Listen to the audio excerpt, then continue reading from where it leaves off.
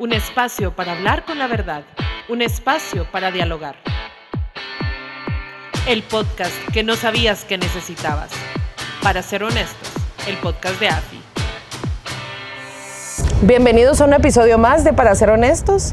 Hoy estamos en un escenario completamente distinto al que hacemos en el podcast. Estamos en la parte de atrás del Festival de la Libertad, porque no podía ser de otra forma que hagamos esta nueva temporada y no tener a nuestro invitado más especial, el amigo más querido de la causa, Agustín Laje, con nosotros. Bienvenido. Hola Ligia, ¿cómo estás? Qué gusto estar de nuevo acá. No sé si te recuerdas que fuiste nuestro primer episodio del podcast. Me acuerdo perfectamente, por eso te digo qué gusto de nuevo estar acá. Gracias, lanzamos el podcast contigo y gracias a ti ha sido un éxito. Y pues hoy que has estado acá y justo que estuvimos recordando las veces que has venido, ya van, ¿cuántas veces en Guatemala con nosotros? 5. Esta es la quinta, sí. La quinta vez. Y has estado viajando cada vez más en la región. Sí. Cuando empezaste, viniste acá, nos conociste y quiero preguntarte cómo has visto el tema Provida en la agenda pública. Es decir, cada vez lo hemos puesto más, hemos hablado más. Tú evidentemente has tenido una gran tajada de esta responsabilidad. Pero ¿cómo lo ves ahora? ¿Hay más políticos que lo hablan? ¿Les gusta hablarlo? Mira, el movimiento abortista avanza con especial fuerza a partir del 2018, cuando en Argentina el macrismo impulsa la ley del aborto y aparece el signo distintivo del movimiento abortero, que es el pañuelo verde. Eso se empieza a expandir por todas partes. No solo Argentina va a terminar legalizando el aborto, sino además muchos estados mexicanos. La causa del aborto va también a hacer mella en Chile, va a tratar de hacerlo en el Perú y en otros países también. Ahora, frente a esa debacle que hubo, pues fueron años muy complicados para el movimiento Provida, lo que yo veo ahora es que hay un resurgir de la lucha Provida, pero desde un costado más político, que es lo que hace falta. Es decir, el gran desafío del movimiento Provida era articular sus propuestas en clave política para que determinados políticos pudieran ponerla en marcha.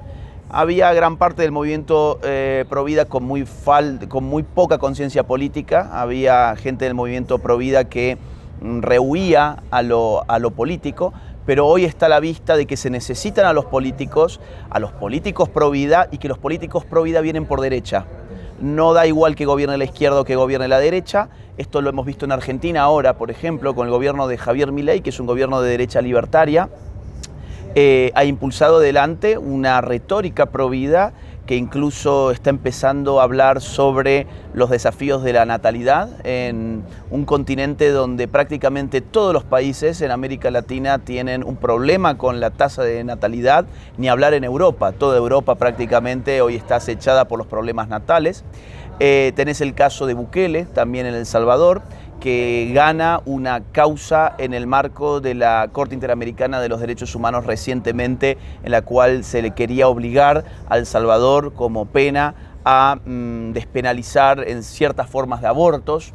Entonces tenemos el caso de Estados Unidos, es decir, vamos desde el sur hasta el norte, el caso de Estados Unidos, donde el fallo Dobbs se pudo mantener en pie. El Partido Demócrata avanzó su campaña en las últimas elecciones con una retórica muy abortista, es decir, incluso el principal tópico que ofrecía Kamala Harris era aborto, frente a un partido republicano a favor de la vida, y termina ganando por mucho Donald Trump las elecciones. Y luego tenemos los países donde no hay aborto legalizado, como Guatemala, que se han mantenido muy firmes y que han resistido los embates de los años difíciles, que son los que yo te comentaba recién. 2018 a 2022 fueron años especialmente difíciles, y en el año 2023 ya la cosa empezó a cambiar políticamente en favor del movimiento Provida. Y ahora que mencionas lo del caso en El Salvador, por ejemplo, sí. Nosotros estábamos no solo pendientes, estábamos preocupados, sí, porque la Corte Interamericana de Derechos Humanos, primero se crea una Corte Supranacional, sí, segundo malinterpreta las facultades que tiene, y entonces parte del espíritu que nosotros sabíamos que iba a tener esa sentencia era que no solo la sentencia iba a ser a El Salvador, sino a toda la región, ¿no? El malentendido control de convencionalidad, que todos tenemos que al final adaptarnos no solo a la Corte Interamericana, a la Corte, sino a la Convención, y además a las sentencias que son en contra o específicamente entre estados. Estábamos sumamente preocupados por eso, te cuento. Pero ahora te quiero compartir una teoría. Ya sabes que aquí usualmente compartimos teorías, ¿verdad? Como lo hacemos usualmente fuera de cámara. Pero yo estaba analizando precisamente esa parte, ¿por qué se están metiendo en las cortes? Y me puse a ver, en Estados Unidos, en Europa, yo creo que la batalla cultural se perdió, se hizo un cambio de cultura, un cambio de mentalidad, la gente pidió este tipo de cosas, pero cuando intentaron entrar en Latinoamérica se toparon con familias fuertes, con jóvenes que estamos todavía con las familias, porque tú sabes, ¿no? En Estados Unidos se van desde los 15, 16, 17, se alejan, rompen lazos familiares, no sé cómo será en Argentina, creo que es igual que acá, pero aquí nos vamos ya, ¿no? Sí, más grandes, todavía estamos en la universidad, estudiamos con los papás, bueno, vivimos con los papás. Entonces, como no lo pudieron hacer, quieren entrar por la puerta de atrás, patear la puerta de atrás. ¿Y cuál es la puerta de atrás? La parte judicial. Exactamente. Bueno, lo hacen a través de organismos supranacionales, fundamentalmente a través del Sistema Interamericano de Derechos Humanos, que es el sistema de OEA. OEA es la Organización de los Estados Americanos. Viene a ser algo así como lo que es la Unión Europea para los europeos, solo que con muchas menos atribuciones. Es decir, la Unión Europea ha evolucionado en el sentido de una extracción de soberanía sistemática respecto de sus partes constitutivas, o sea, los estados europeos. En el caso de los estados americanos, bueno, estamos bajo el paraguas internacional de la OEA, pero no es la misma circunstancia como Europa, que comparten una misma moneda, que tienen las fronteras abiertas, etcétera, etcétera. Aún así, OEA tiene un sistema interamericano de derechos humanos que se compone de dos organismos fundamentales: la Comisión Interamericana de los Derechos Humanos y la Corte Interamericana de los Derechos Humanos. ¿Qué hace esta gente? Esta gente debiera tutelar la Convención Americana de los Derechos Humanos, convención en la cual la vida humana se respeta en todos los casos como derecho humano. Y muy claramente. Desde la concepción. Yo no sé dónde se pierde. Exactamente. Convención que define, por ejemplo, el matrimonio como una unión entre un hombre y una mujer, por ejemplo. Convención que defiende el derecho de los padres de familia a elegir la educación de sus hijos, por ejemplo. Todos estos derechos humanos básicos, lejos de ser tutelados por la Comisión Interamericana de los Derechos Humanos, es constantemente agredido. Lo mismo pasa con la Corte Interamericana de los Derechos Humanos. Agreden estos derechos que acabo de mencionar. ¿Y cómo los agreden? Los agreden en función de una doctrina que postula que estos órganos no tienen que ajustarse a la letra de esta convención internacional, sino que tiene que evaluar cuál es el espíritu de los tiempos. Ese es el término que ellos usan, el espíritu de los tiempos en un sentido de progresividad de derechos. O sea, tienen que inventar derechos que no están en la letra de la convención en función de lo que ellos definan que es el espíritu del tiempo. Entonces, ¿qué hacen? Por ejemplo, te elaboran desde la Comisión Interamericana una serie de informes de derechos LGBTI. Por ejemplo, han publicado uno en el 2016, otro en el 2018, otro en el 2020, que generan estándares de derechos humanos, que empiezan a recoger esos estándares de derechos humanos, otros organismos de derechos humanos, y muy rápidamente se va imponiendo la idea, por ejemplo, de que existe el derecho humano a la identidad de género. Derecho humano que no estaba recogido en la Convención Americana de Derechos Humanos. Derecho humano inventado en los informes de la CIDH, que termina aplicando la Corte Interamericana de los Derechos Humanos, por ejemplo, en una opinión consultiva a Costa Rica del año 2017, en el que se inventan que existe algo llamado derecho humano a la identidad de género y que en virtud de eso todos los estados de OEA deben reacomodar sus sistemas administrativos, judiciales, etcétera, su estado-nación a el cumplimiento de ese derecho humano. Lo mismo pasa con el aborto. Inventan, por ejemplo, o hacen una falsa conexión entre el derecho de la mujer a su integridad física frente a lo que dicen que si no se le permite abortar, uno está torturando a la mujer. Entonces te traen las convenciones contra la tortura y dicen, no, las convenciones contra la tortura habilitan el aborto. No, abortar es torturar a un ser humano. No, porque si vos no le permitís a la mujer abortar, entonces le estás torturando psicológicamente porque la estás obligando a ser madre. Entonces todo esto, como verás, es plástico. Ellos le van dando la forma de acuerdo a los intereses de sus agendas, y al final derecho humano puede ser cualquier cosa. Te pongo un ejemplo más muy interesante.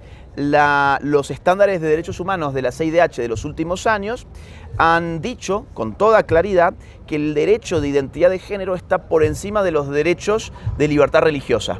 ¿Esto qué significa? Bueno, si vos, por ejemplo, tenés una iglesia, sos el pastor de una iglesia o el sacerdote de una iglesia, y resulta que, no sé, vamos a decir, quiere ser el sacerdote un trans, y vos decís, no, bueno, no se puede. Bueno, vos le estás discriminando y vos ya no te podés acoger en tu derecho a la libertad religiosa. O vamos a suponer, en un convento de monjas quiere entrar un hombre disfrazado de mujer y el convento de monjas le dice, no, esto es para monjas, no es para hombres disfrazados de monjas.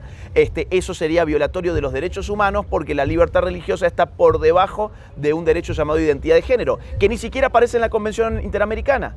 O sea, aparece en todo caso en estándares inventados por la Comisión Interamericana en violación directa contra la letra de la Convención, que es lo que han firmado los estados.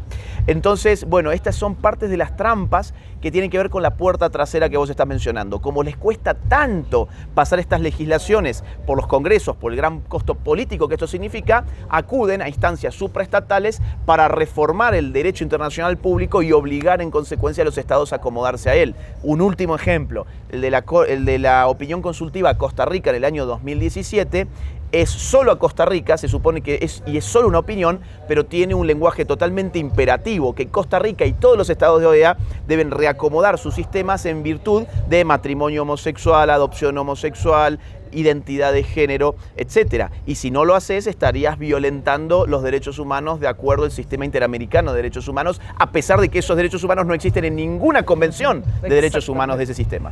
Y con lo que me dices, te quiero sumar un ejemplo reciente que no hemos tenido tiempo de hablar. Sí. Hace más o menos 3 meses más, bueno, no vamos a poner cuándo estamos grabando, pero en marzo, Guatemala levanta la reserva que tenía en el artículo 27 de la Convención de Viena. Esta reserva nos permitía mantener o reservarnos el derecho de no aplicar un tratado, un compromiso que habíamos adquirido siempre y cuando este viole la Constitución o la legislación nacional. Y este gobierno, en silencio, de la noche a la mañana, levantó la reserva, le avisa primero a la ONU y después publica en el Diario Oficial en Guatemala. Ajá. Por supuesto que AFI fue quien se dio cuenta, ¿no? Lo publicamos, levantamos las alertas, se rieron de nosotros, que éramos unos exagerados, que cómo era posible, que eso era un tema de trámite, que era un protocolo. Y a las 3 semanas, Agustín, a las 3 semanas de que esto sucedió, sale la sentencia, le llaman ellos, que es exactamente lo que me estás diciendo, sí. La opinión consultiva de un caso en ONU, un caso terrible, una niña abusada por un funcionario, se llama el caso Fátima, que está en la Comisión de Derechos Humanos de la ONU. Entonces tú, las mismas características que me has descrito, ¿no? El lenguaje impositivo, dicen la sentencia, la sanción, la obligación, es una opinión. Y aunque estamos tú y yo definitivamente en contra del abuso de menores, ¿verdad? No, estamos también igualmente en contra, estoy segura, de utilizar como carne de cañón estos casos para poder avanzar una agenda que es perversa. Entonces, el problema aquí, es que lo vemos constante, y a eso me refiero con la puerta de atrás, que tú lo has descrito también, es esta no solo interpretación progresiva, sino reinterpretación expansiva. Sí. Tú firmas algo, estás de acuerdo con algo, pero después la reinterpretas de forma expansiva o haces una interpretación progresiva, y eso es un engaño. Imagínate que se hiciera con un contrato de compraventa. Y es violatorio de lo que concebimos como el sistema republicano. Es decir, el sistema republicano está pensado en base a 3 poderes independientes. Están los que ejecutan, están los que legislan y están los que juzgan en virtud de una legislación que ellos no han creado. Cuando vos decís el juez debe interpretar o reinterpretar progresivamente en orden a crear nuevos derechos, entonces el juez se convierte en un legislador. Exacto. Entonces has violentado una base fundamental de la política republicana occidental, que es la división de poderes. El juez, que tiene que ajustarse a una norma para juzgar sobre su base, crea la norma a espaldas de lo que, insisto, es el sistema occidental. Y hay intereses. Yo recuerdo perfectamente, a mí no se me olvida nuestro primer podcast, te dije, ¿por qué se está haciendo esto? ¿Cuáles son los intereses? Aquí, que ya nos fuimos al sistema interamericano de derechos humanos y a todos estos órganos supranacionales, esta agenda, ¿qué intereses hay? ¿Quién financia estos intereses? Bueno, por ejemplo, yo reciente mencionaba de distintos informes que generan estándares de derechos humanos que lleva adelante la Comisión Interamericana de Derechos Humanos. Digo, hay un montón de ejemplos, pero para quedarnos en algo que ya el público ha escuchado porque recién lo expliqué. Bueno, cuando uno ve esos informes, los pueden descargar, tienen logos de ONGs que auspician. ¿Qué significa que auspician? Que ponen plata. Le pagan a la comisión para que saque informes en ese sentido. Después, por ejemplo, también hay estados. Hay estados que no son americanos, no son parte del sistema OEA y que financian estos órganos de derechos humanos de OEA para que vayan por un lado o por el otro. Por ejemplo, España, el mismo año en que sale la opinión consultiva a Costa Rica, que recién yo te mencionaba, España bajó $1 millón a la Corte Interamericana de Derechos Humanos con la expresa orden, porque ellos te dan plata con una orden, no es te la doy en abstracto porque me encanta cómo funciona este organismo y para que siga funcionando. No, es te doy este dinero para algo. Y lo que le pedían era acelerar opiniones consultivas basadas en género. Entonces, claro, cuando vos ves, mirá, le viene esta $1 millón desde España y en cuestión de meses te sacan una opinión consultiva para Costa Rica, sí, es que ya está. Es que le están comprando los jueces, ¿te das cuenta? Entonces, la cosa es por qué. O, por ejemplo, estos estándares que recién mencionaba tienen el auspicio de Open Society Foundations, de George Soros, de la Fundación Ford, de la Fundación Arcus, de un montón de fundaciones LGBT y de fundaciones abortistas. Ahora, ¿por qué? Bueno, acá hay muchas especulaciones que se pueden hacer. La más fuerte, a mi juicio, es lo que tiene relación con el movimiento antinatalista, que empieza con toda fuerza en los Estados Unidos en la década del 60-70, que a partir de ese movimiento se termina legalizando el aborto en Estados Unidos en el 73 con Roe vs. Wade. A partir de ese movimiento se crea en la ONU el Fondo de Población de Naciones Unidas para controlar la natalidad en el mundo, entre otras cosas. A partir de ese movimiento, en el 74, el Fondo de Población de la ONU va a impulsar una conferencia en Bucarest muy conocida que se llama Conferencia de Población y Desarrollo, donde van a pedir medidas para limitar y disminuir la natalidad en el mundo. Esas medidas en el 94 se expanden más todavía en el Cairo y ahí ya le piden formalmente a los estados que legalicen el aborto, y esas medidas del 94 las recoge Agenda 2030 a partir del 2015 y pide que se acelere la legalización del aborto, y tiene todo un capítulo para cuestiones de género. Si vos mezclás aborto, feminismo radical, LGBT, ideología de género, lo que tenés evidentemente son presiones para disminuir natalidad. ¿Cuál es el problema de que haya mucha natalidad? Bueno, el problema, tal como se vio, insisto, a mediados del siglo XX, el problema es que el planeta no podría resistir en términos de recursos naturales, en términos de contaminación, en términos de conflictos armados, más población. Hoy estamos viendo que es exactamente al revés. Estamos viendo en Europa los gravísimos problemas que le ha generado una natalidad que no le alcanza el recambio generacional. Estamos viendo el problema que tienen con sistemas previsionales. Y ese invierno demográfico. Es un invierno demográfico. Ya no tiene vuelta atrás. No tiene vuelta atrás. Es terrible. No tiene vuelta atrás. Te pongo un caso. España, una natalidad de 1.2, sí, necesita 2.2 para mantenerse con un recambio constante en la población española. O sea, ¿qué significa esto? Bueno, en algunas décadas España no existirá más como nación. A ese nivel, ¿suena exagerado? No, no lo es. Ya hay un reemplazo civilizacional en Europa en este momento. Mirá lo que es Inglaterra, mirá lo que es Suecia, lo que es Francia, lo que es España en una menor medida que los otros, pero ya está en ese mismo juego.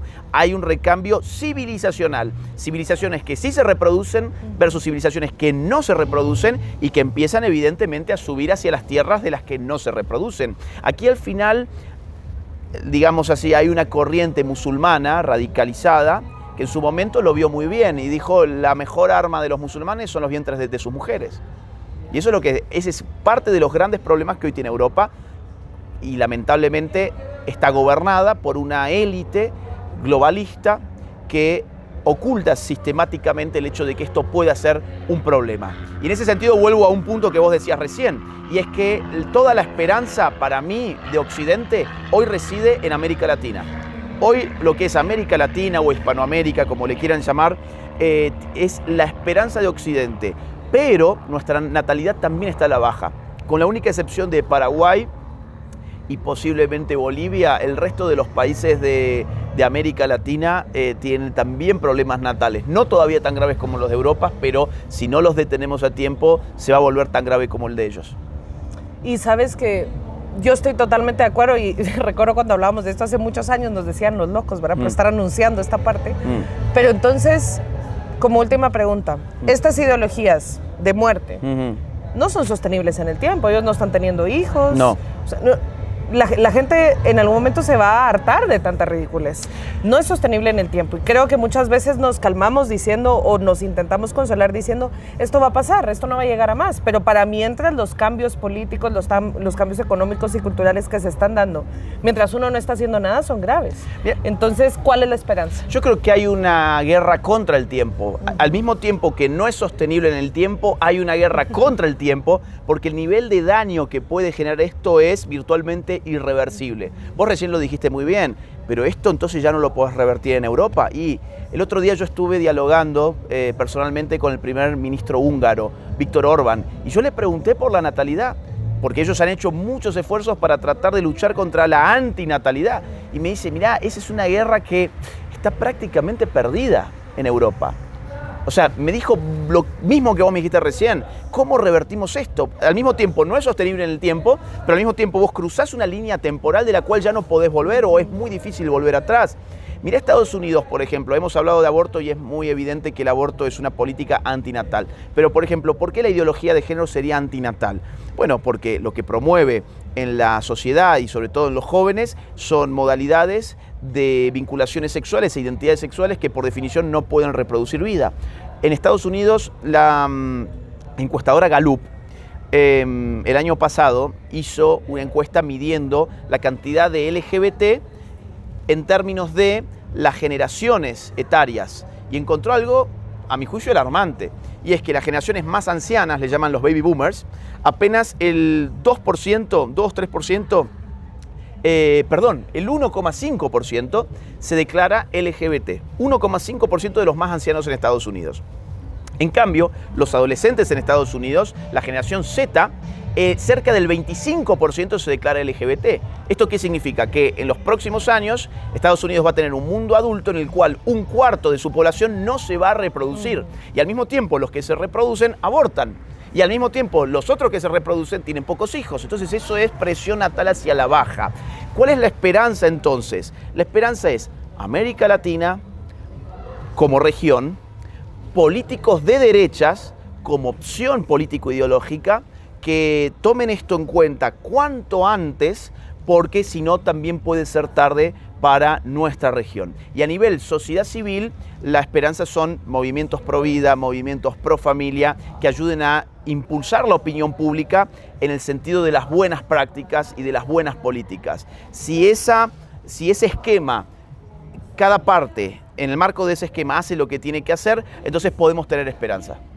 Excelente. Y como ya no te quiero robar más tiempo, porque tenemos un gran evento, quiero que le mandes un mensaje a AFI, a nuestros seguidores de AFI que tanto te quieren. Desde el principio te queremos todos y admiramos tu carrera. Y agradecemos también que hayas puesto al servicio de la causa tu intelecto, tu tiempo, tu esfuerzo.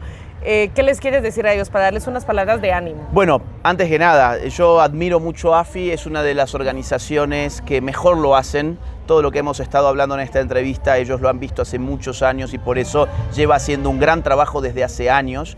En Guatemala se han convertido en un ejemplo para la región, es decir, los movimientos pro vida, los movimientos pro familia tienen en AFI una gran referencia de cómo actuar, porque ustedes no solamente movilizan opinión pública, sino que también tienen influencia política. Si yo arranqué esta entrevista hablando de eso, necesitamos saber que no solo es activismo en las calles, no solo es movilización de los buenos que toman la vereda una vez por año en una manifestación, no, tenés que tener un trabajo político paralelo porque los que toman las decisiones son los políticos, no nosotros, son los políticos. Y tenemos dos opciones, o hacer que los políticos nos escuchen a nosotros o nosotros convertirnos en políticos. Las dos opciones están bien de acuerdo cuál sea el contexto. AFI ha sabido hacerlo muy bien en ese terreno, en influenciar sobre los políticos. A los seguidores de AFI, bueno, apoyen AFI, apoyen todo lo que está haciendo AFI, que es muy bueno y que realmente lo admiramos internacionalmente. Súmense a las convocatorias, suscríbanse a los medios que tiene AFI online para poder estar al tanto de todas las actividades y más aún, mirá, si pueden también contribuir económicamente con lo que hace AFI, no se van a arrepentir porque estarán apoyando a las grandes causas. Muchas gracias, Agustín. Y bueno, les dejo entonces un saludo. Qué más despedida que tener aquí a nuestro invitado y amigo más especial que tenemos en la causa. Hasta un próximo episodio en Para Ser Honestos. Gracias por acompañarnos a un episodio más de Para Ser Honestos. Comparte este podcast en tus redes sociales, suscríbete a nuestro canal y deja tus comentarios. Nos vemos en el próximo episodio y recuerda que aquí hablamos para ser honestos.